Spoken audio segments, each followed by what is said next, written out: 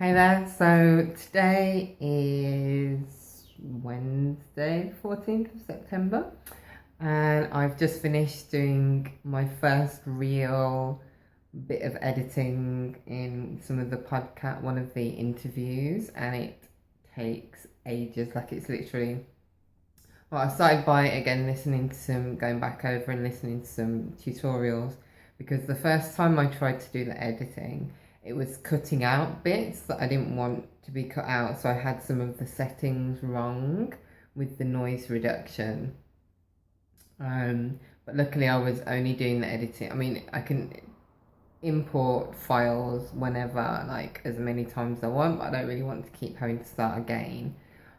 So the first few times when I tried to do the editing, I was just editing files that I wasn't going to actually be using, so I didn't feel like I was wasting my time in practicing, because part of my perfectionism is wanting to do things perfectly first time without having any kind of practice. But the thing is, because it looked so simple, I just thought it was going to be really easy. But it's okay because I've kind of got the hang of it now, and I think that I've done really well. And obviously, I haven't memorized the whole hour and a half session that I've been editing today, so I don't know if anything has been cut out of it. It doesn't look like it's been cutting it the way that it was cutting in my first efforts.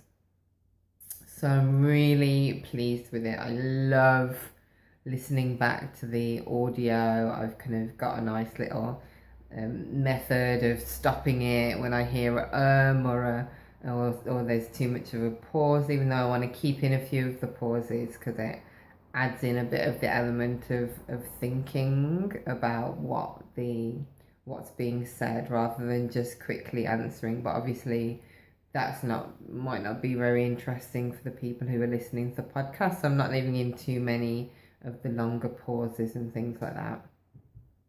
The Yeah, and the background quality, I've stripped back a lot of the background noise, even though for the interview that I was editing today, there's quite a lot of background noise.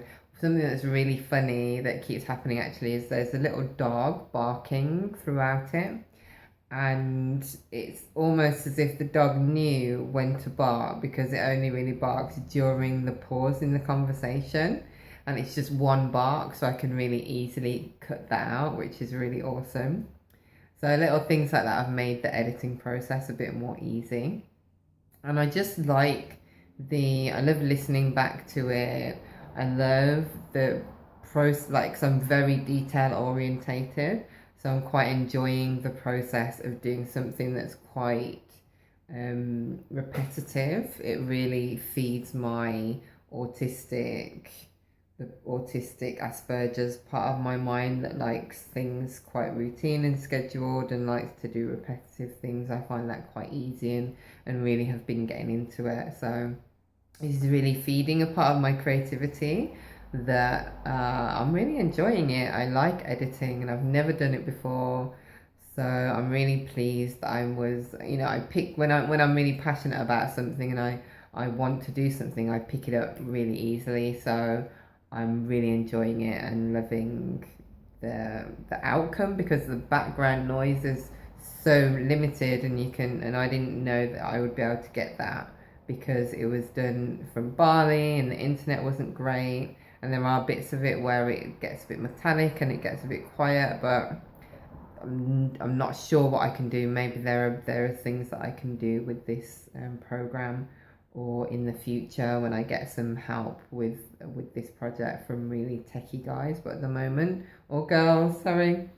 So at the moment, I'm just loving it. I'm loving this project. I am really excited about where it's heading, and I'm really glad that I took some time off from the actual interviews to just learn how to do this and how to edit and stuff like that, so I can move it forward and get a few things onto the website that I've been working on, even though something tells me I'm going to have to start it all over again because I'm not really happy with the layout of it, and the website platform that I've chosen doesn't allow you to change the theme. It's not as easy as Weebly, even though the reason I stopped using Weebly was because of all the glitching with the blog. which I found really annoying. So I'm not really sure. I really want to go back to Weebly because it's much easier editing, kind of like creating the web platform. But